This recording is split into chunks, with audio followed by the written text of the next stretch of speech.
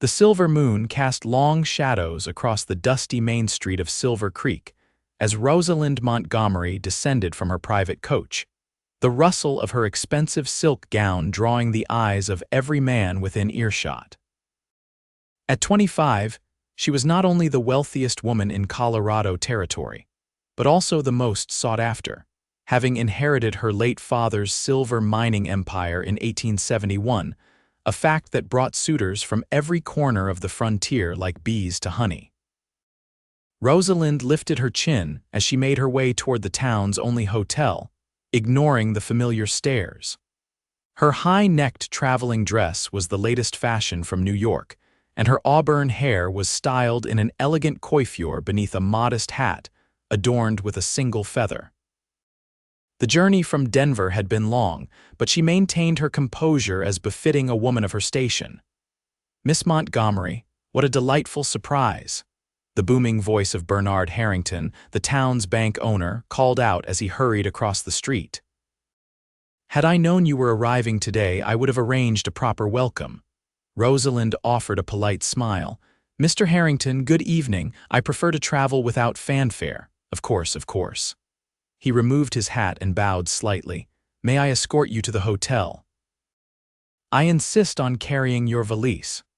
Before she could respond, two more men appeared at her side: Harold Jenkins, who owned the largest general store in 3 counties, and Thomas Palmer, a lawyer from back east who had recently established a practice in Silver Creek. "Miss Montgomery, what a pleasure," Jenkins said, practically pushing Harrington aside. "I received those special order fabrics you inquired about, straight from Paris." Palmer smoothly interjected, "Gentlemen, please. Miss Montgomery has had a long journey. Allow me to assist you, my dear." Rosalind suppressed a sigh. This was precisely why she had decided to leave Denver for the summer. The constant parade of suitors had become suffocating. After her father's death, it seemed every eligible bachelor within 100 miles had suddenly discovered an intense interest in her, or rather, in her considerable fortune. "Thank you, gentlemen, but my lady's companion will be along shortly with my staff. I require no assistance." Her voice was firm but pleasant, a skill she had perfected over the past year of fending off unwanted attention. As if on cue, her companion, Martha Wilkins, a stout woman in her 50s, emerged from the coach, followed by Rosalind's personal maid and footman. "The lady doesn't need a crowd," Martha announced gruffly. "Stand aside, if you please." The men reluctantly stepped back, but Rosalind knew this was merely the beginning. News of her arrival would spread quickly through the small town, and by morning she expected a line of callers at the hotel. The hotel manager nearly fell over himself when she entered the lobby. "Miss Montgomery, we've prepared our finest suite for you, just as requested in your letter. Everything is ready." "Thank you, Mr. Burke. I'll retire immediately. It's been a tiring journey." In her suite, which occupied the entire 3rd floor of the modest hotel, Rosalind removed her hat and sank into a chair by the window.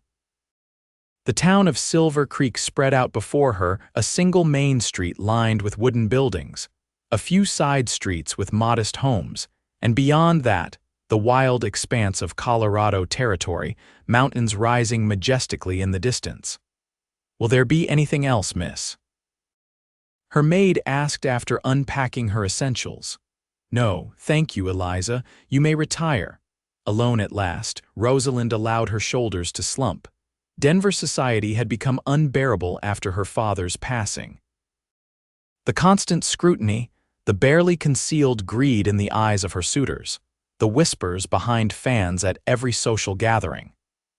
When she had inherited Montgomery silver and mining, many had expected her to quickly marry and turn the business over to a husband. Instead, she had taken the reins herself, much to the shock of Denver's elite. Silver Creek had seemed an ideal retreat. Her father had owned several smaller mines in the area, and she had legitimate business to conduct. But more importantly, she had hoped for a measure of peace in this remote town. Now, seeing the eager faces of the local men, she wondered if she had made a mistake. Morning brought exactly what Rosalind had predicted. By 9 o'clock, A steady stream of visitors began arriving at the hotel, all requesting an audience with Miss Montgomery. Martha dutifully recorded names and turned away most, but by noon, Rosalind's sitting room was filled with flowers, small gifts, and calling cards. "It appears your reputation has preceded you," Martha observed dryly. "So it seems." Rosalind examined a box of expensive chocolates from Harold Jenkins. At least in Denver, they were slightly more subtle about their intentions. "What shall I tell the gentlemen who are still waiting downstairs?" Rosalind sighed. "I suppose I should at least make an appearance." "I'll receive them in the hotel dining room at 2 o'clock. Please inform Mr. Burke that I'll require a private table." At the appointed hour, Rosalind descended to the dining room, dressed in a deep blue day dress that accentuated her slender figure while maintaining proper decorum. 6 men awaited her: Harrington, Jenkins, and Palmer from the previous day, joined by Dr. Samuel Wilson, the town's physician, James Forsyth, owner of the Silver Creek Saloon, and Richard Tanner, a cattle baron whose ranch sprawled across thousands of acres outside town.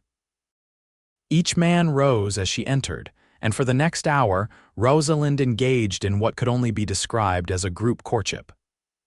The men competed for her attention, each trying to outdo the others with tales of their success, wealth, or social standing. Harrington spoke of his connections to banking houses in San Francisco and St. Louis. Jenkins detailed his plans to expand his business to Denver. Palmer waxed eloquent about his Harvard education.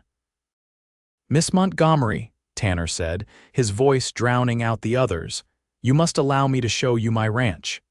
2,000 head of cattle and the finest horseflesh this side of the Mississippi. I've been thinking of diversifying into mining and with your expertise." "How generous," she replied with a practiced smile, "though I'm afraid my schedule will be quite full with mining business." "Perhaps you'd enjoy attending Sunday services with me," Dr. Wilson offered. "The church here is quaint, but the congregation is quite respectable." Forsyth, bolder than the others, leaned forward. "A woman like you deserves entertainment, Miss Montgomery. My establishment offers private dining rooms where a lady can enjoy music without mingling with the regular clientele." By the time coffee was served, Rosalind's cheeks hurt from maintaining her polite smile. These men were no different from those in Denver seeing only her fortune, not the woman herself. "Gentlemen, you've been most kind, but I must excuse myself. I have correspondence to attend to before visiting the Silver Creek mine tomorrow." "You're going to the mine?" Harrington asked, surprise evident in his voice. "Of course. I personally inspect all Montgomery properties." The men exchanged glances, clearly taken aback by the idea of a woman at a mining site. "Allow me to accompany you," Palmer suggested. "Mining camps are no place for a lady alone." "I assure you, Mr. Palmer, I'll have my foreman and several employees with me. I've visited mines since childhood." She rose, signaling the end of the gathering. "Good afternoon, gentlemen." The following morning, Rosalind dressed in her practical riding outfit, a divided skirt that allowed her to ride astride, a crisp white blouse, and a fitted jacket.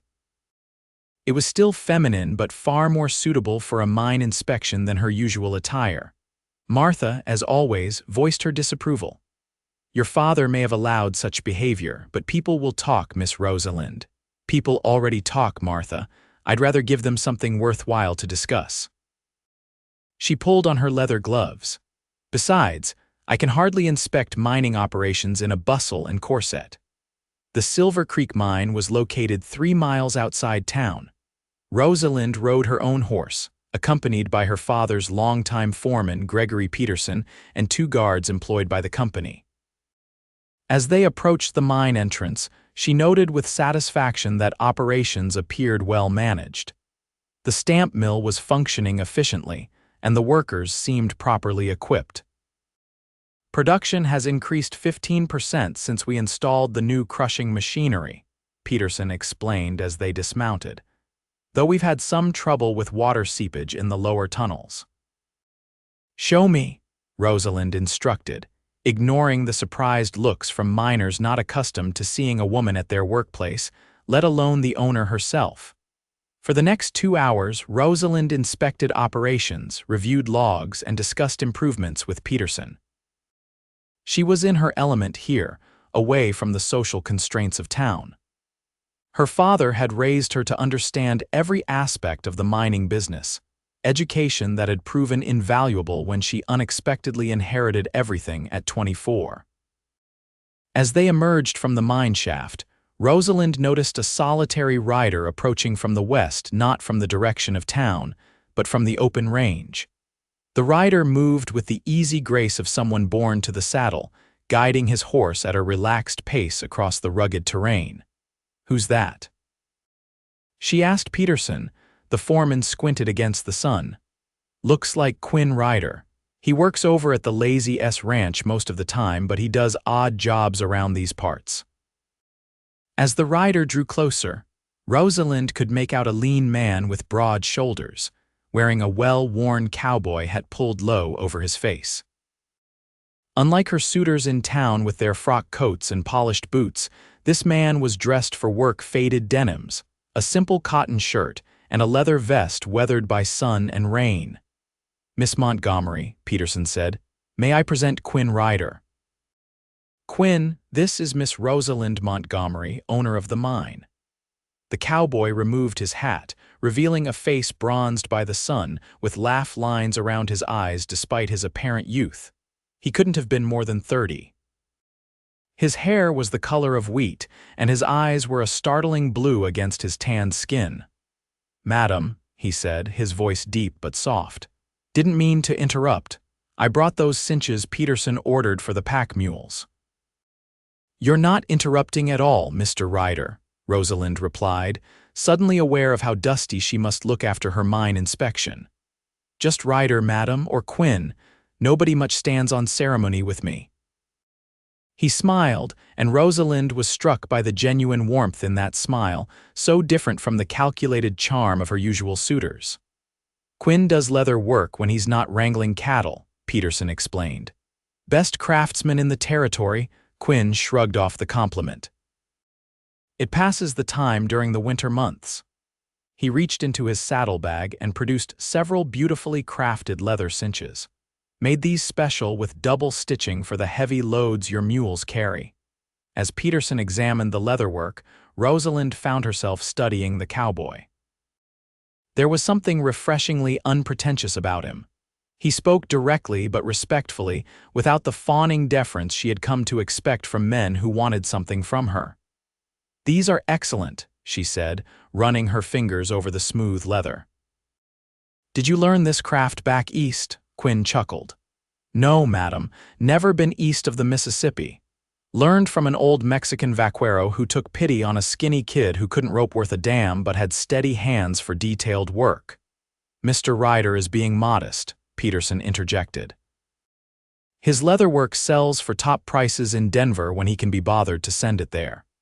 Quinn shifted uncomfortably under the praise, and Rosalind found the reaction endearing. Here was a man accomplished in his craft, yet unburdened by ambition or pretension. "Will you be staying in Silver Creek long, Mr. Ryder?" she asked. "A few weeks. Ranch works slower this time of year, and I've got some commissions to finish." He replaced his hat. "I should be getting on. Daylight's burning, of course." Rosalind was surprised by her reluctance to end the conversation. "Thank you for bringing the cinches personally." Quinn nodded, mounted his horse with fluid grace, and rode off toward town. Rosalind watched him go, aware that this brief encounter had been the most genuine human interaction she'd had since arriving in Silver Creek. The next few days fell into a routine. Mornings were spent reviewing mining accounts and correspondence. Afternoons often involved fending off visitors, and evenings were quiet affairs in her hotel suite. The local suitors persisted, each finding excuses to call upon her. Harrington brought investment proposals thinly disguised as social calls. Tanner sent his finest cuts of beef to the hotel kitchen with instructions to prepare them specially for Miss Montgomery. Jenkins personally delivered packages of imported goods he thought might interest her. On Sunday, Dr. Wilson positioned himself by the church door to escort her to a pew, while Palmer managed to arrange himself on her other side during the service. Even Forsyth, not normally a church-going man, appeared in his Sunday best and tipped his hat to her with exaggerated courtesy. "You've caused quite a stir in our little town," Reverend Thompson's wife commented after the service. "I don't believe I've ever seen such a regular attendance from certain gentlemen." Rosalind smiled diplomatically. "I'm sure it's merely coincidence, Mrs. Thompson. Of course, dear." The older woman's knowing look said otherwise. "Though if I may offer some unsolicited advice, the worth of a man isn't measured by the size of his wallet or the cut of his coat." The Reverend's wife moved on to greet other parishioners, leaving Rosalind to ponder her words as she made her way back to the hotel, trailed by her persistent admirers. That afternoon, seeking escape from the confines of the hotel and her unwanted suitors, Rosalind asked Martha to arrange for a quiet ride. "Just along the creek, Martha. I need fresh air and solitude." "Alone? Certainly not. I'll have one of the mine guards accompany you." "The mine guards are off duty today and I don't want to fuss. I'm perfectly capable of riding a short distance by myself." Seeing Martha's disapproving frown, she added, "I'll stay within sight of town." "Please, Martha, I feel positively caged." Martha finally relented, and within the hour, Rosalind was riding along Silver Creek on a gentle mare borrowed from the livery stable. The day was perfect for riding warm sunshine, a gentle breeze, and the soothing sound of the creek beside her. She followed the water upstream, away from town, relishing the temporary freedom. About a mile from town, the creek widened into a small pond bordered by cottonwood trees. Rosalind dismounted, tied her horse to a low branch, and settled on a flat rock at the water's edge. She removed her hat and gloves, closed her eyes, and tilted her face toward the sun, allowing herself a moment of complete relaxation. The sound of approaching hoofbeats brought her back to attention. She quickly replaced her hat, expecting to see one of her persistent suitors who had somehow tracked her down. Instead, she was surprised to see Quinn Ryder approaching on a sturdy chestnut gelding. He pulled up short when he spotted her. "Miss Montgomery, didn't expect to find anyone here." "Mr. Ryder," she nodded, oddly pleased to see him. "Are you following the creek as well?" "Yes, madam, heading to my cabin up yonder." He gestured toward the foothills. "This pond's about halfway between town and home. You live in the foothills, not at the ranch." Quinn dismounted, keeping a respectful distance. "I work at the Lazy S when they need me, but I prefer my own place. It's not much, just a one-room cabin, but it suits me fine." "It sounds wonderful," Rosalind said sincerely. "Sometimes I think a simple life would be preferable to." She stopped, realizing she was about to complain about her privileged existence to a man who worked with his hands for a living. "To being pursued by every bachelor in the county," Quinn finished with a hint of a smile. "Word travels fast in small towns." Rosalind felt her cheeks warm. "I suppose I'm not very subtle about my frustration. Can't blame a man for trying his luck with a beautiful woman." Quinn's eyes widened slightly, as if surprised by his own words. "Begging your pardon, madam, that was forward of me." "It was honest, Mr. Ryder." "A quality I find refreshingly rare these days." She gestured to the rock beside her. "Would you care to join me, or do you need to continue to your cabin?" Quinn hesitated, then tied his horse near hers and sat on the rock, maintaining a proper distance. "No rush, horse could use the rest." They sat in comfortable silence for a moment, watching the water ripple over stones in the creek. "Do you come here often?" Rosalind asked. "Most days when I'm headed to town. It's peaceful." He looked around at the cottonwoods and the mountains beyond. "Different from the mining camp, I expect." "Very different, though I find the mines fascinating in their own way." She turned slightly toward him. "Have you always been a cowboy, Mr. Ryder?" "Quinn, please." He removed his hat, revealing that wheat-colored hair again. "And yes, since I was 14. Started as a wrangler for a cattle drive from Texas, worked my way up." You've seen a great deal of the West, then. More than most, I suppose. Texas, Kansas, Wyoming, Colorado. He skipped a stone across the pond. What about you?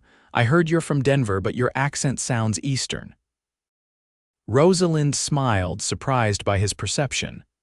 I was born in Philadelphia. My father moved us to Denver when I was 12 after my mother passed. He thought the mountain air would be good for us both.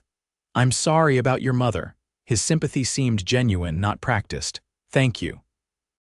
She found herself wanting to tell him more, which was unusual. Rosalind rarely discussed personal matters with anyone. My father built his mining business from nothing. He taught me everything about it, never treating me differently because I was a daughter instead of a son. Sounds like a good man. He was. She looked out over the water. He passed last year. Many people expected me to sell the business or marry quickly so a husband could take over. I chose differently. Quinn nodded thoughtfully. Must take courage standing against expectations like that. Or stubbornness, she said with a small laugh. My father always said I inherited his determination along with his business acumen. I'd say that's a fair inheritance. Quinn stood and walked to the edge of the pond where wild prairie flowers grew in abundance. He knelt and began gathering several varieties purple coneflowers, yellow black-eyed Susans, and delicate blue flax. Rosalind watched, curious, as he assembled a simple but lovely bouquet. When he returned, he offered it to her with an almost shy gesture. These reminded me of you, he said simply. Beautiful but strong enough to grow in tough conditions. Rosalind accepted the wildflowers, touched by the thoughtful gesture. Unlike the expensive hothouse blooms her suitors sent to impress her, these simple flowers represented something authentic and unpretentious. Thank you, Quinn. They're lovely. Their eyes met, and for a moment, something passed between them, a connection that had nothing to do with wealth or social position. Quinn broke the moment first, replacing his hat. I should be getting on. Sun'll be setting soon, and you shouldn't be riding back to town in the dark. Of course. Rosalind stood, carefully holding the bouquet. Thank you for the company and the flowers. Quinn mounted his horse with easy grace. My pleasure, Miss Montgomery. Rosalind, she said impulsively. If I'm to call you Quinn, you should call me Rosalind. A slow smile spread across his face, transforming his features. Rosalind, then, ride safe.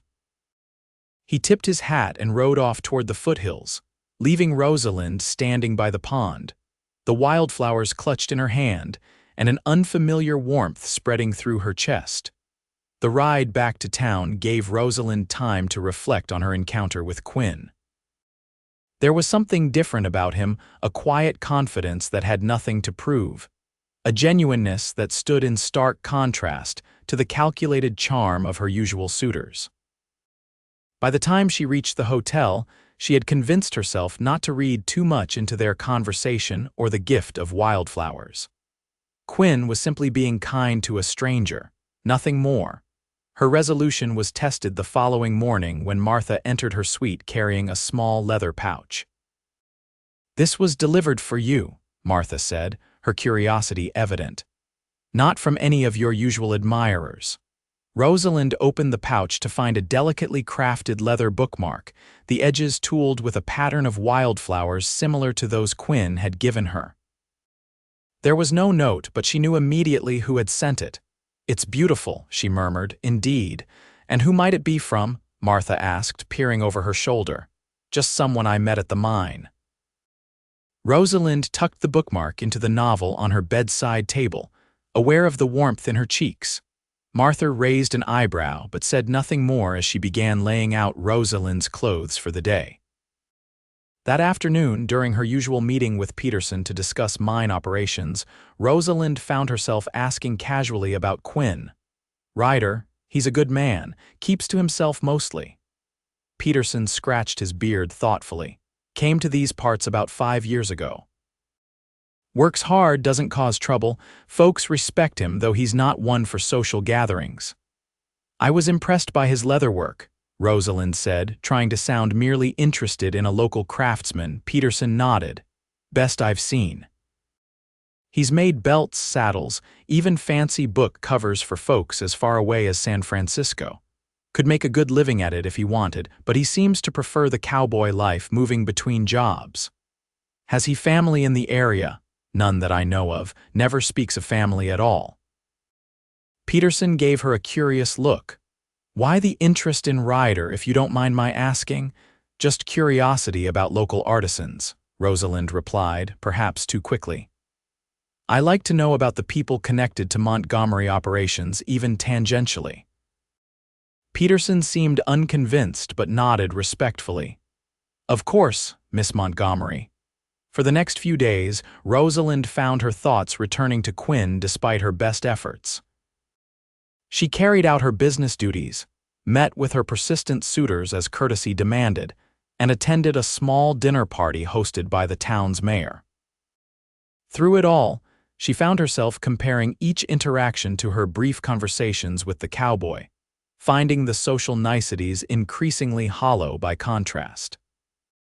On Thursday afternoon, Harrington arrived at the hotel with news that a touring opera company would be performing in Denver the following weekend. I've reserved box seats, he announced proudly. My private coach can have us in Denver by Friday evening, and we can return Monday morning. The Imperial Hotel has prepared their finest suite for you. That's very presumptuous, Mr. Harrington, Rosalind replied coolly. I have no intention of traveling to Denver with you unchaperoned. Of course, your companion would accompany us, he amended quickly. And I would secure separate accommodations for myself. I merely thought you might enjoy a taste of cultural refinement after weeks in our humble town. Before Rosalind could respond, Palmer arrived, followed closely by Jenkins, each bearing gifts and invitations. Soon, her sitting room was crowded with the same persistent suitors, each trying to outdo the others. Gentlemen, she finally said, her patience wearing thin, while I appreciate your attentions, I must remind you that I am here on business, not to entertain marriage proposals. Marriage. Jenkins exclaimed with forced joviality. Who said anything about marriage? We merely wish to ensure your stay in Silver Creek is pleasant. Tanner, more direct than the others, laughed outright. Let's not dance around it, Miss Montgomery. You're a wealthy, beautiful woman of marriageable age. Every bachelor within 100 miles would be a fool not to try his luck. And you consider yourselves lucky contenders? Rosalind asked, unable to keep the edge from her voice.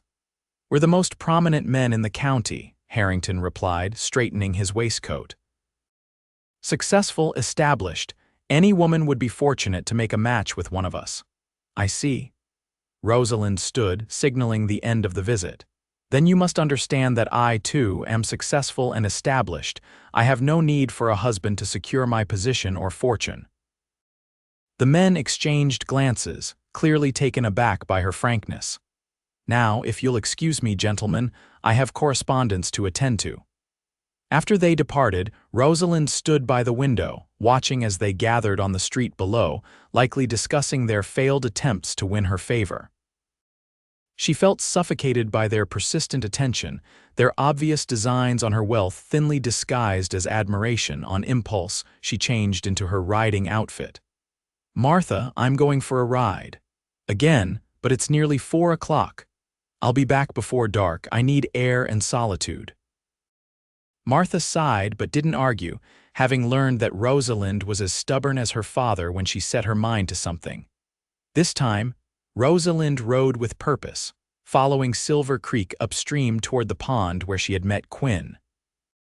She had no real expectation of finding him there, but the spot had provided peace before, and she desperately needed that now. To her surprise and secret delight, she spotted a familiar chestnut gelding grazing near the pond as she approached. Quinn sat on the same flat rock where they had talked before, working on a piece of leather with small tools spread beside him. He looked up as she approached, a smile spreading across his face. Rosalind!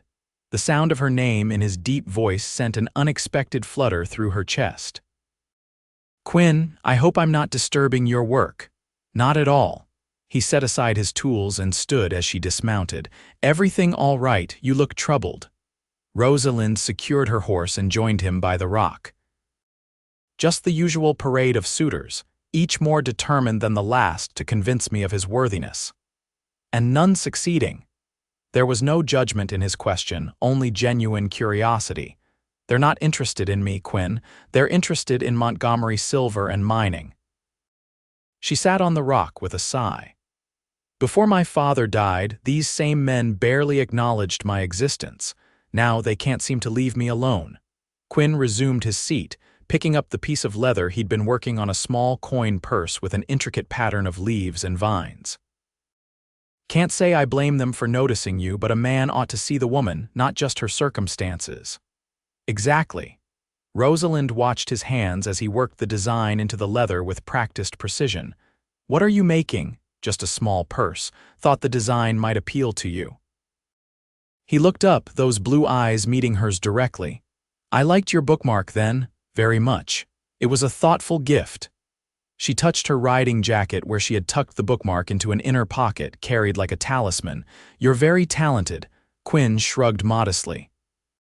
Keeps my hands busy. Mine too. They fell into comfortable conversation as the afternoon sun began its descent toward the mountains. Quinn told her about his travels across the West, while Rosalind shared stories of growing up as a mining magnate's daughter. He made her laugh with tales of cattle drives gone wrong, and she found herself telling him about her struggles to be taken seriously in the male-dominated world of mining. My father's business partners were certain I would sell everything after his death, she confided. When I showed up at the first board meeting with my father's ledgers and a thorough understanding of every mine's operations, they were stunned to silence. I bet you were a sight to behold, Quinn said with admiration, standing your ground against all those important men. I was terrified, she admitted. But father always said, never let them see you doubt yourself, Rosie. Confidence is half the battle. Wise man. Quinn looked at her thoughtfully. He raised a daughter who could stand on her own. That's a rare gift. As the shadows lengthened, Quinn reluctantly pointed out that they should head back before dark. He finished the coin purse with a few quick stitches and handed it to her. For your journey home, he said, in case you need to pay tolls.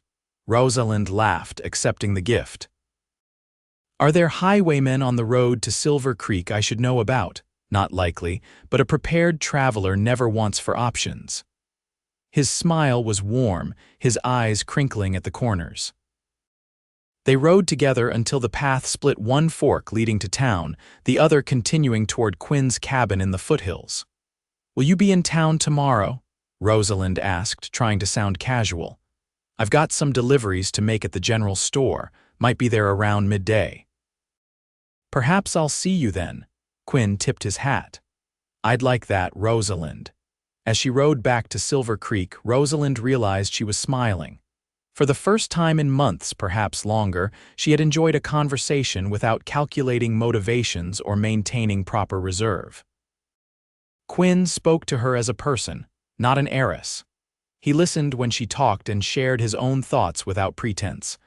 The contrast between Quinn and her parade of suitors couldn't have been more pronounced. The men who claimed to admire her knew nothing of her true self, her interests, her dreams, her fears. They saw only her fortune and her face. Quinn, in just 2 brief encounters, had shown more genuine interest in her as a person than all her suitors combined. The realization was both liberating and frightening. Liberating because it confirmed what she had always suspected about her suitors' motivations. Frightening because the warmth she felt in Quinn's presence suggested feelings she had never experienced before, feelings that might lead to heartache if she allowed them to grow. The following day, Rosalind found herself taking unusual care with her appearance before heading to the general store around noon. She chose a simple but elegant day dress in soft green that complemented her auburn hair, and wore the leather bookmark Quinn had made her as a hair ornament, carefully threaded through her chignon. You look especially lovely today, Martha commented suspiciously. Is there an event I've forgotten? No event, just errands. Rosalind avoided her companion's shrewd gaze. I thought I might look at some of Mr. Jenkins' new fabric shipments. Hum. Martha clearly didn't believe her but asked no further questions. The general store was busy when Rosalind arrived, local women gathering supplies and exchanging gossip. She browsed the fabric section, half listening to the conversations around her while watching the door. "Miss Montgomery?" Jenkins materialized at her side. "What an unexpected pleasure." "How may I assist you today?" "I'm just looking, thank you, Mr. Jenkins. Perhaps you'd like to see the new shipment from St. Louis, fine silks that would suit you perfectly." He guided her toward a display at the rear of the store. As Jenkins extolled the virtues of various fabrics, the shop door opened, and Quinn entered, carrying a leather satchel. Rosalind's heart quickened at the sight of him, and she found herself smiling involuntarily. Quinn spotted her immediately, his own face lighting up before he carefully composed his expression into one of polite acknowledgement. He nodded respectfully and moved to the counter where the shopkeeper's wife was helping customers. Jenkins, noticing the exchange, frowned slightly. "You're acquainted with Ryder?" "Yes, he's done some leather work for the mine," Rosalind replied casually. "A capable craftsman, I suppose," Jenkins conceded reluctantly. "Though hardly the sort one would expect to find in your circle, Miss Montgomery." The condescension in his tone irritated Rosalind. "I find Mr. Ryder to be excellent company, Mr. Jenkins. His conversation is refreshingly sincere." Jenkins' eyebrows rose at her pointed comment. "Indeed." "Well, I wouldn't want to monopolize your time when you clearly have other acquaintances to greet." He bowed stiffly. "Please let me know if you decide on any fabrics." As Jenkins retreated, Rosalind made her way toward the counter where Quinn was conducting his business. He was showing Mrs. Peters, the shopkeeper's wife, several leather items, belts, a few small pouches, and what appeared to be a cover for a Bible. "Your work is as beautiful as ever, Mr. Ryder," Mrs. Peters was saying as she examined a belt. "I'm sure these will sell quickly." "Thank you, madam. I appreciate you carrying them." Quinn's modesty was genuine, Rosalind noted, not the false humility she often encountered in society. "Good afternoon, Mrs. Peters, Mr. Ryder," Rosalind said, approaching the counter. "Miss Montgomery," Mrs. Peters exclaimed. "How lovely to see you in our humble establishment." "Hello, Rosalind," Quinn said quietly, his blue eyes warm. "Quinn," she smiled, aware of Mrs. Peters' surprised look at their familiar address. "Your work is impressive as always." "Thank you." He gestured to the items on the counter. "Nothing special, just everyday pieces." "On the contrary," Mrs. Peters interjected, "Mr. Ryder's leatherwork is the finest in the county. Even my husband, who can find fault with the sunrise, says so." Rosalind examined the Bible cover, running her fingers over the intricate design of a mountain landscape. "This is exquisite, Quinn. You've captured the light on the peaks perfectly." "It's for Reverend Thompson's birthday next month," Mrs. Peters explained, "a gift from the congregation." "He'll treasure it," Rosalind said sincerely. Their conversation was interrupted by the arrival of Thomas Palmer, who entered the store with his usual air of confident ownership of any space he occupied. "Miss Montgomery," he called, making his way toward her. "What a delightful coincidence. I was just coming to inquire if you might join me for luncheon at the hotel." Before Rosalind could respond, Palmer noticed Quinn and gave him a dismissive nod. "Ryder." "Palmer," Quinn replied evenly, beginning to pack away his remaining leather goods. "I'm afraid I have other plans for luncheon, Mr. Palmer," Rosalind said firmly. Palmer looked surprised. "Oh, with whom, if I may ask?" "You may not," she replied with a polite smile. "My social calendar is my own affair." Quinn's lips twitched with suppressed amusement as he secured his satchel. Palmer's expression darkened. "Of course. Perhaps another time then." As Palmer walked away, Rosalind turned back to Quinn. "Have you eaten? I was planning to visit the small cafe down the street." Quinn hesitated, glancing around the store where several people were watching their exchange with obvious interest. "Are you sure that's wise? People will talk." "People already talk, Quinn. I've learned to pay it little mind." She lowered her voice. Unless you'd prefer not to be seen with the rich mining heiress, his eyes softened. That's not it at all, I just don't want to cause you any trouble. Then join me for lunch, she said simply. I enjoy your company. A slow smile spread across his face. Lead the way. They left the store together, aware of the curious stares following them. The small cafe was modest but clean, offering simple fare to the town's working people. The proprietor, a plump woman named Mrs. Holloway, seemed flustered when Rosalind entered but quickly recovered her composure. Miss Montgomery, what an honor. Please take our best table by the window. Quinn hung back slightly, but Rosalind deliberately included him. Mrs. Holloway, Mr. Ryder and I would appreciate your daily special if available, Mrs. Holloway's eyes widened slightly as she looked between them, but she nodded professionally. Of course, we have beef stew today with fresh bread. Once seated, Quinn leaned forward slightly. You realize you've just set the town gossips' tongues wagging for weeks by having lunch with a friend.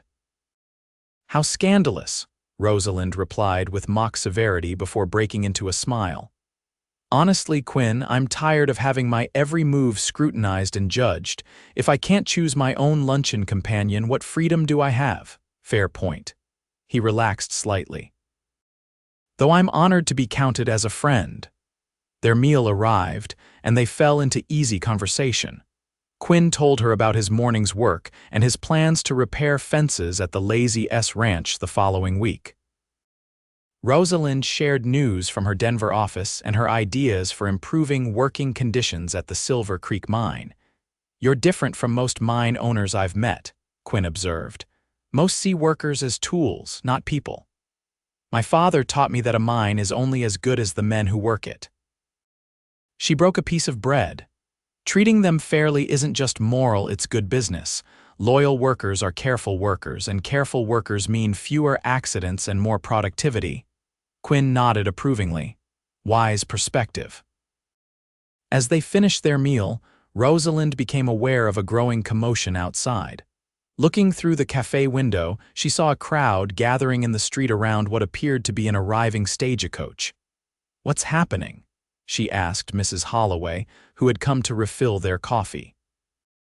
Oh, that's the special stage from Denver, only comes once a month with valuable cargo. Mrs. Holloway peered out the window.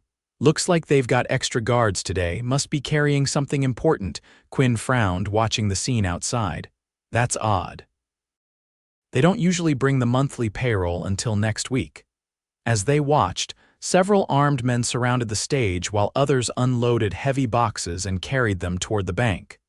Harrington stood on the bank steps, directing the operation with obvious importance. Shall we investigate? Rosalind suggested, her curiosity piqued. Quinn paid for their meal despite Rosalind's protests, and they stepped outside just as Harrington spotted her. Miss Montgomery, he called, hurrying over. What fortuitous timing, we've just received the new safe you ordered for the mine payroll.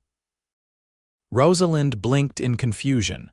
I didn't order a new safe, Mr. Harrington. Harrington's smile faltered. But your letter, I have it here somewhere. He patted his pockets, frowning. Your foreman, Peterson, said the old safe was insufficient for the increasing payroll amounts. Peterson has no authority to order equipment without my approval, Rosalind said firmly. And any such purchase would go through my Denver office, not the local bank. Quinn, standing quietly beside her, watched the men unloading the stage with narrowed eyes. Those aren't regular stage guards, he murmured. I don't recognize any of them. Harrington's face had reddened. There must be some misunderstanding. Perhaps if we could speak privately. I think not, Mr. Harrington. Rosalind's instincts were suddenly alert. I'll visit the mine immediately to speak with Peterson. If there's been an unauthorized purchase in my name, I need to address it. That's really not necessary, Harrington insisted, stepping into her path. I'm sure it's a simple miscommunication. Why don't we discuss it over dinner this evening? Quinn moved slightly closer to Rosalind, his presence reassuring. Is there a problem, Rosalind? Harrington's expression darkened at Quinn's familiar use of her name. This is a business matter between Miss Montgomery and myself, Ryder. Your input isn't required." "Actually," Rosalind said coolly, "I value Mr. Ryder's perspective, and I would appreciate it if you would clarify this situation immediately, Mr. Harrington. Who authorized this purchase?" Before Harrington could respond, a commotion broke out near the bank. One of the heavy boxes being carried up the steps had split open, revealing not safe components but mining explosives. "Dynamite!" Rosalind exclaimed. "Why would the bank need explosives?" Harrington's face drained of color. There must be some mistake." Quinn stepped forward, positioning himself slightly in front of Rosalind. "Those men aren't stage guards," he said quietly but firmly, "and that's not a regular shipment." The atmosphere in the street shifted as people began backing away from the bank. One of the armed men noticed the spilled box and shouted to his companions. Suddenly, guns were drawn. "Inside," Quinn said urgently to Rosalind, pushing her back toward the cafe door. Now, gunfire erupted as they ducked into the cafe. Through the window, Rosalind saw Harrington running toward the bank while the armed men created a defensive position, shooting at the town sheriff and his deputies who had appeared from the jailhouse. "What's happening?" Mrs. Holloway cried, pulling her younger servers away from the windows. "Bank robbery looks like," Quinn said grimly, peering cautiously around the window frame. "Harrington's involved somehow." "The explosives," Rosalind realized. "They're planning to blow the vault."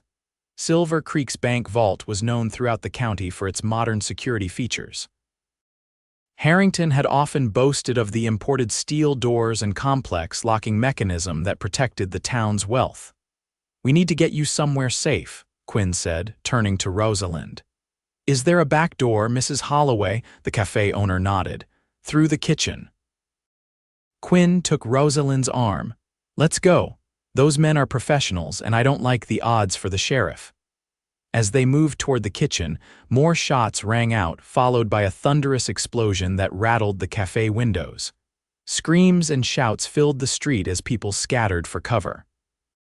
"They've detonated the explosives," Quinn said, his grip on Rosalind's arm tightening. "We need to move quickly." The back door led to a narrow alley behind the row of Main Street businesses. Quinn checked in both directions before guiding Rosalind toward the livery stable. "We need horses," he explained. "If Harrington's involved in this, you're not safe in town. He knows where you're staying." "But why would he risk a bank robbery?" Rosalind asked as they hurried through the alley. "He owns the bank. Banks can fail," Quinn said grimly, "and bankers can embezzle." "Maybe he's in financial trouble." They reached the livery stable, finding it deserted as everyone had rushed toward the commotion at the bank. Quinn quickly saddled 2 horses, Rosalind's borrowed mare and a sturdy bay gelding for himself. "Where are we going?" Rosalind asked as he helped her mount. "My cabin," Quinn decided. "It's remote enough that they won't find us easily, but close enough that we can get word to the proper authorities once things settle." As they rode out of town by a back route, Rosalind looked over her shoulder at the chaos unfolding on Main Street. Smoke billowed from the bank, and she could see armed men loading something, presumably the bank's contents, onto waiting horses. "I don't understand," she said as they pushed their horses into a canter once clear of the town. "Why today? Why with me there?" Quinn's expression was grim. "I think we interrupted their timing. The explosives weren't supposed to be revealed that way, and—" He hesitated. "And what?" "And I'm not sure it was just the bank they were after, Rosalind." He met her eyes briefly. "Think about it. Harrington has been pursuing you relentlessly. What better way to secure the Montgomery fortune than to marry the heiress?" Rosalind's stomach clenched. "You think he arranged this as some sort of kidnapping?" "I think it's possible," Quinn admitted. "The way he tried to keep you from leaving, his insistence that you go with him. It's suspicious." They rode in tense silence for the next hour, following game trails and creek beds rather than the main road, Quinn clearly choosing a route that would be difficult to track. The terrain grew increasingly rugged as they approached the foothills, with pine forests replacing the open prairie. Finally, as the sun began to sink toward the mountains, Quinn pointed ahead to a small clearing where a cabin stood, smoke curling from its stone chimney. "Home," he said simply. "Not much, but it's secure." The cabin was indeed modest, a single-room structure built of sturdy logs with a small covered porch. A corral stood to one side with a lean-to shelter for horses, while a garden patch and smoking shed completed the homestead. As they dismounted, an older man emerged from the cabin, rifle in hand. "Quinn, wasn't expecting you back so soon." The man's eyes widened at the sight of Rosalind, and with company no less. "Joseph," Quinn nodded. "This is Miss Rosalind Montgomery." "Rosalind, this is Joseph Black, an old friend who's been staying with me while his leg heals." Joseph lowered his rifle and removed his hat. "Miss Montgomery, the mining heiress, what brings you to this humble cabin?" "Trouble in town," Quinn said tersely, taking the horse's reins. "Bank robbery." "Might be connected to Miss Montgomery's presence here." Joseph's bushy eyebrows shot up. "Bank robbery? In Silver Creek. I'll explain inside," Quinn promised. "But first, let me see to the horses. Joseph, would you make sure Miss Montgomery gets settled?" Joseph nodded and gestured toward the cabin. "It ain't much compared to what you're used to, madam, but it's clean and warm." Rosalind followed Joseph inside, finding the cabin simple but indeed clean and well organized. A stone fireplace dominated one wall with a cooking area beside it. A handcrafted table and chairs stood in the center, while a curtain partially concealed a bed in one corner. Shelves lined the walls, holding books, leather working tools, and household necessities. "Please sit," Joseph offered, pulling out a chair. "You look like you've had quite a day." Rosalind sank gratefully into the chair, suddenly aware of how tense her muscles had become during their escape and ride. "Thank you, Mr. Black. Just Joseph, please. Any friend of Quinn's dispenses with formalities here." He busied himself at the stove. "Coffee? Yes, thank you." She looked around the cabin with interest, noting the small touches that spoke of Quinn's character: carefully crafted leather items, a bookshelf filled with well-worn volumes of history and poetry, and simple but beautiful hand-carved furniture. Quinn entered a few minutes later carrying her small saddlebag. "The horses are settled." He placed the bag beside her. "I'm sorry about all this. Not exactly the afternoon you planned, I expect." Despite the circumstances, Rosalind found herself smiling. "I did want to escape my suitors." Though perhaps not quite so dramatically. Quinn's answering smile warmed his features before he turned serious again. "We need to figure out what's happening and get word to the proper authorities." Over coffee, Quinn explained the situation to Joseph, who listened with increasing concern. "Harrington, always thought he was too slick by half." Joseph stroked his gray beard thoughtfully. "But a bank robbery, that's a hanging offense. If he's embezzled from his own bank, he might be desperate," Quinn reasoned. "The monthly stage delivery would be the perfect cover to bring in explosives and additional men." "But why involve me?" Rosalind wondered. "Surely a simple bank robbery wouldn't require my presence." Quinn and Joseph exchanged glances. "Begging your pardon, Miss Montgomery," Joseph said carefully, "but you're worth a lot more than what's in that bank vault."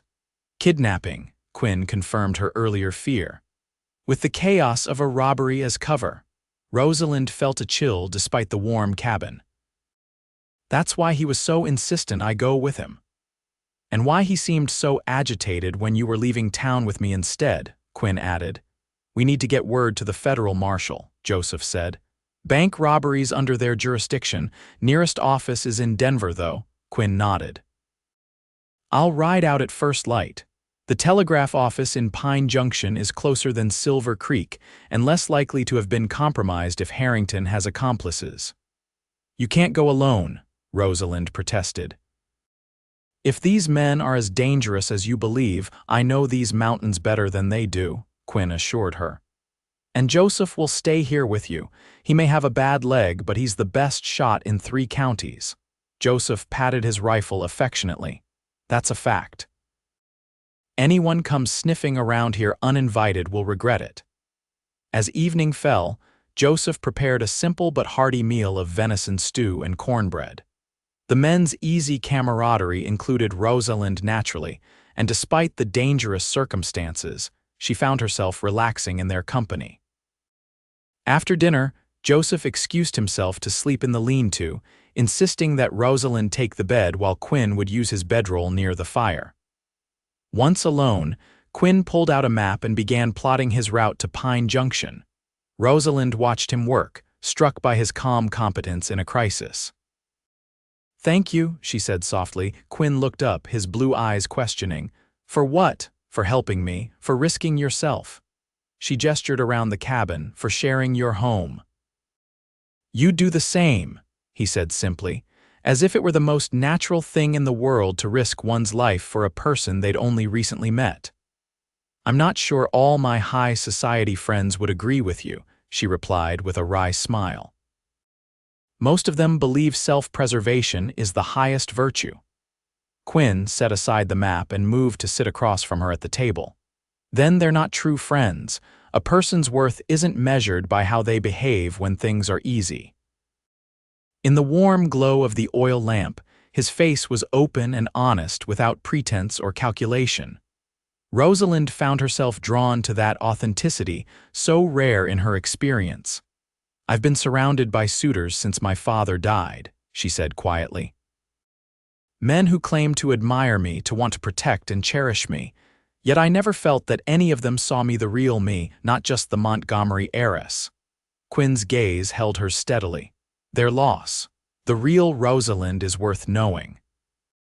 Something shifted between them in that moment, a recognition, an acknowledgement of feelings that had been growing since their first meeting at the mine. "Quinn," she began, uncertain what she meant to say but knowing she needed to say something. A sound outside interrupted the moment, the distant but distinct crack of a breaking branch. Quinn was instantly alert, moving to the window while reaching for his rifle. "Stay away from the windows," he whispered, extinguishing the lamp with a quick breath. Joseph would have called out if it was him. The cabin plunged into darkness, illuminated only by the dying glow of the fireplace.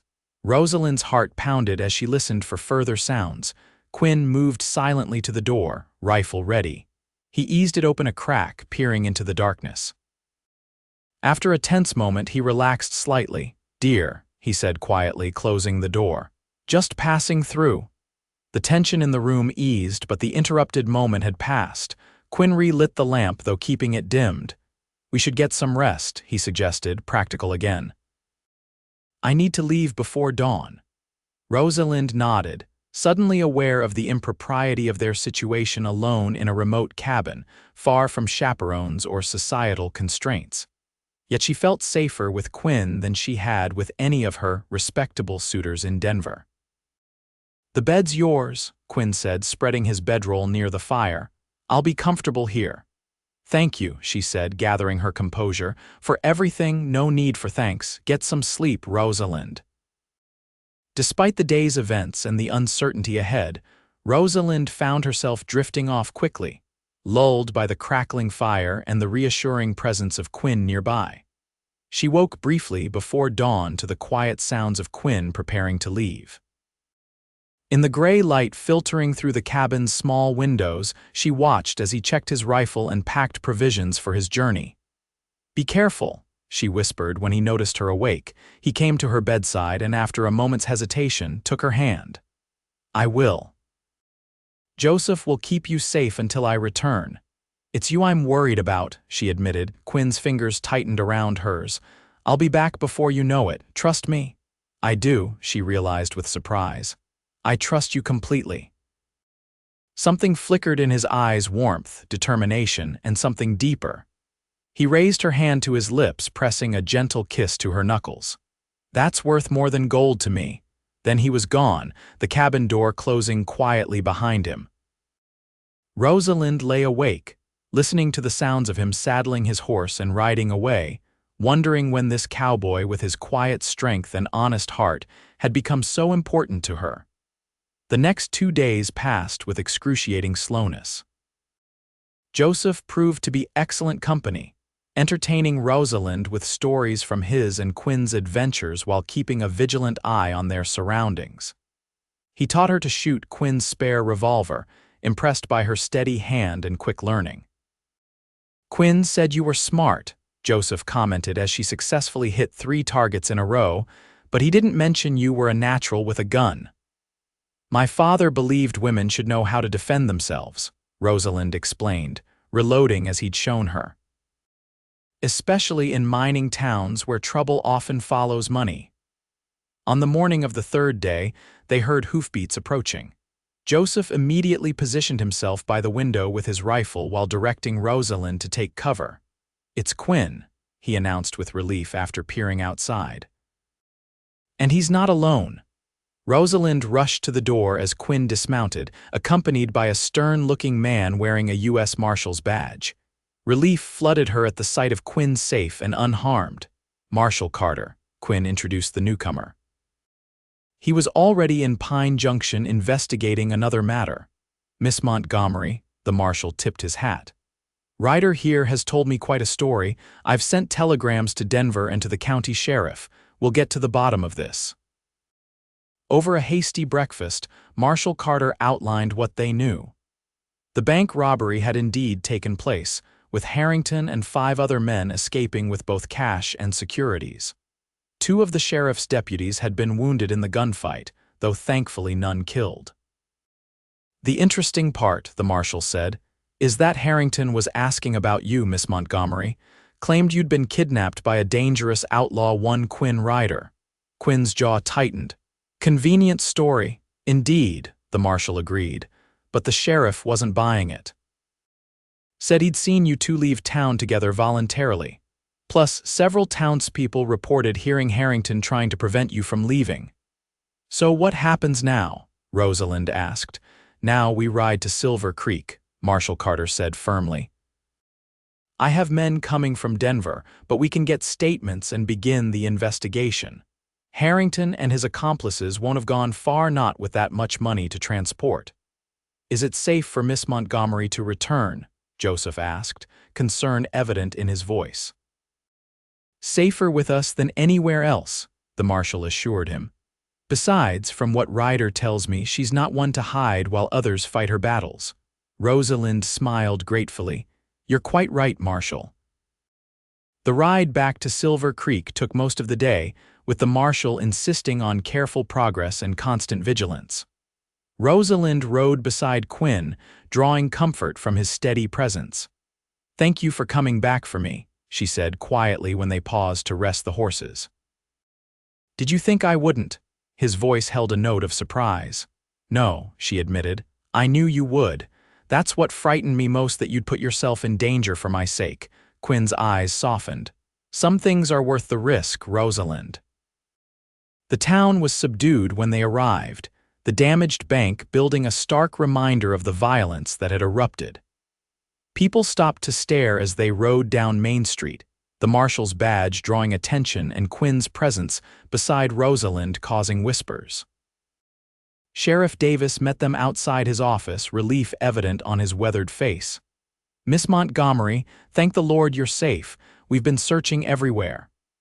"Thanks to Mr. Ryder," she acknowledged, conscious of Quinn's supportive presence beside her. Inside the sheriff's office, Rosalind gave her statement about the events leading up to the robbery, including Harrington's suspicious behavior and his apparent attempt to separate her from Quinn. "We've got posses out searching," Sheriff Davis told the marshal. "But they had a good head start, and there's a lot of territory to cover." "My men from Denver will be here by morning," Marshal Carter replied. "We'll coordinate a proper search then. In the meantime, I suggest Miss Montgomery remain under protection." "She can stay at my ranch," a voice declared from the doorway. Richard Tanner stood there, hat in hand. "It's secure, with plenty of hands to keep watch." Before Rosalind could respond, Quinn spoke up. "Miss Montgomery might prefer the hotel where her staff is already situated." "The hotel isn't secure enough," Tanner argued, eyeing Quinn with obvious disdain. "No offense, Cowboy, but this is a matter for men of substance." Rosalind straightened, her patience for such attitudes exhausted. "Thank you for your offer, Mr. Tanner, but I'll make my own decisions about my safety." Quinn, Mr. Ryder has proven himself trustworthy, which is more than I can say for certain men of substance in this town. Tanner's face reddened, but the marshal intervened smoothly. I'll post men at the hotel, Miss Montgomery. You should be perfectly safe there until we apprehend Harrington and his accomplices. As they left the sheriff's office, Rosalind took Quinn's arm, ignoring the stares of townspeople gathered outside. Will you escort me to the hotel? I'd feel safer with you nearby. Quinn hesitated. Are you sure? People will talk. Let them, she said firmly. I've spent too long worrying about what others think. The man I trusted most in this town turned out to be a criminal, while the man society would consider inappropriate has been my protector. A slow smile spread across Quinn's face. When you put it that way, it would be ungentlemanly to refuse. At the hotel, Martha nearly collapsed with relief at the sight of Rosalind. 3 days without word. I thought you'd been killed in that dreadful robbery. I'm perfectly fine, Martha, Rosalind assured her. Thanks to Mr. Ryder. Martha eyed Quinn suspiciously. Yes, I've heard all about your rescue. The entire town is talking about nothing else. Then give them something more to talk about, Rosalind said with surprising boldness. Quinn will be dining with me this evening. Please have the hotel prepare a private table. Martha's eyes widened, but years of service prevented her from openly objecting to her employer's wishes. Of course, Miss Rosalind. Will Mr. Ryder be staying at the hotel as well? No, madam, Quinn answered before Rosalind could respond. I'll find accommodations elsewhere. But I'll never be far if Miss Montgomery needs me. The look that passed between them caused Martha to purse her lips disapprovingly, but she said nothing more. That evening, as Rosalind prepared for dinner, she found herself taking unusual care with her appearance, choosing a gown of deep burgundy that she knew was flattering. Martha helped her style her hair, muttering under her breath about unsuitable attachments and what society would think. Martha, Rosalind finally said gently, I value your concern, but I've spent my entire life considering what society thinks. For once, I want to consider what I think, what I feel. And what do you feel, Miss Rosalind? Martha asked, her voice softening. That Quinn Ryder sees me as I truly am, Rosalind replied simply. Not as the Montgomery heiress, but as Rosalind, and that is rare and precious. Martha sighed, her expression a mixture of concern and resignation. Your father always said you had his stubborn heart. I suppose there's no dissuading you when your mind is set. None whatsoever, Rosalind agreed with a smile. Quinn was waiting in the hotel's private dining room, looking somewhat uncomfortable in his best clothes, still simple compared to the attire of Rosalind's usual dinner companions, but clean and well kept. He had clearly made an effort, trimming his hair and beard, and Rosalind found him more handsome than any finely dressed gentleman she had ever known.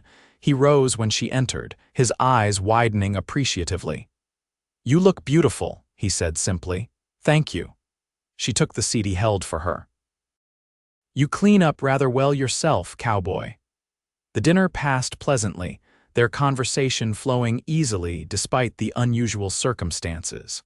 Quinn told her about his journey to Pine Junction and his relief at finding the marshal already there.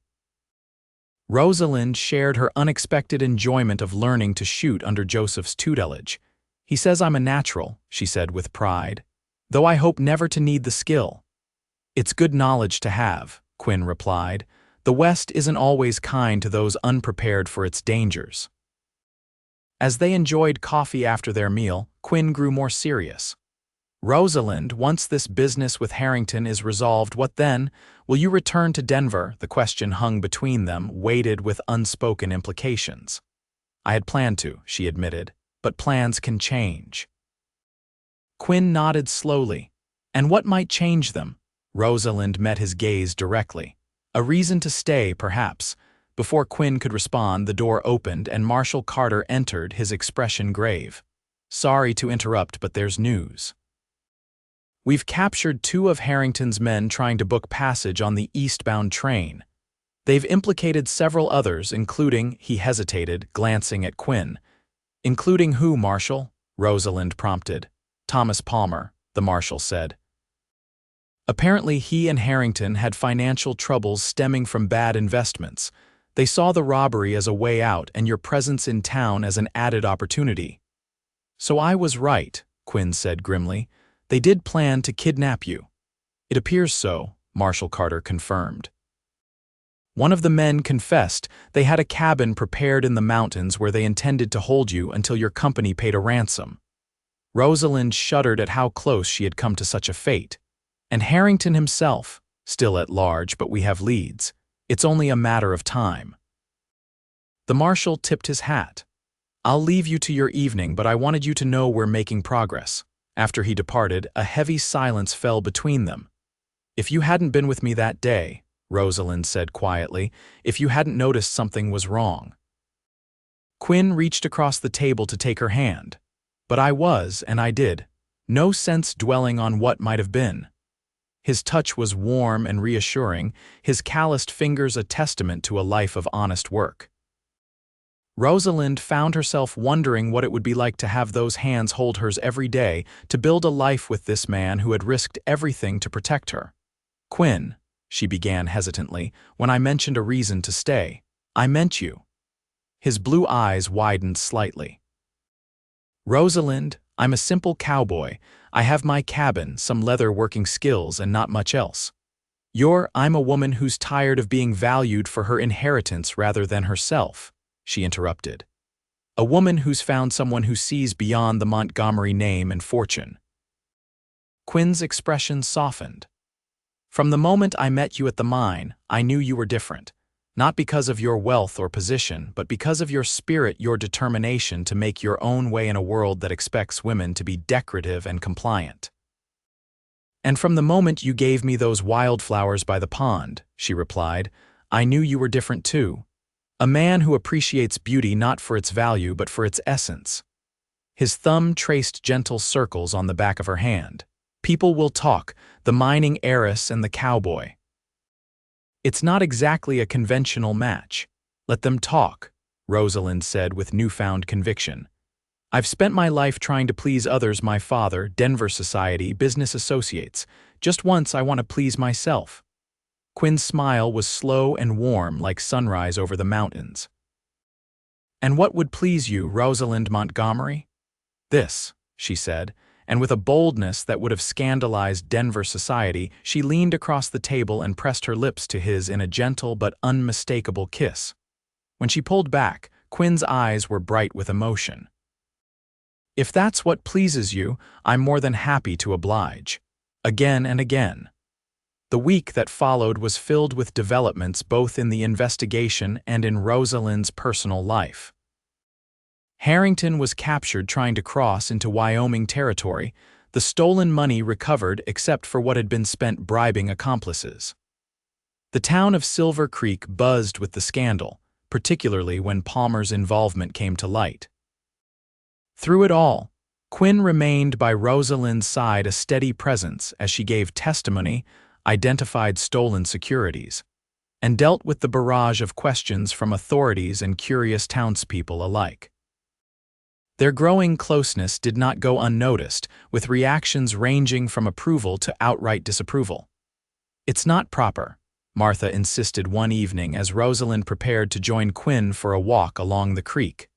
A lady of your station, publicly courting a cowboy. And yet, Rosalind replied calmly, I find I don't care nearly as much about propriety as I once did.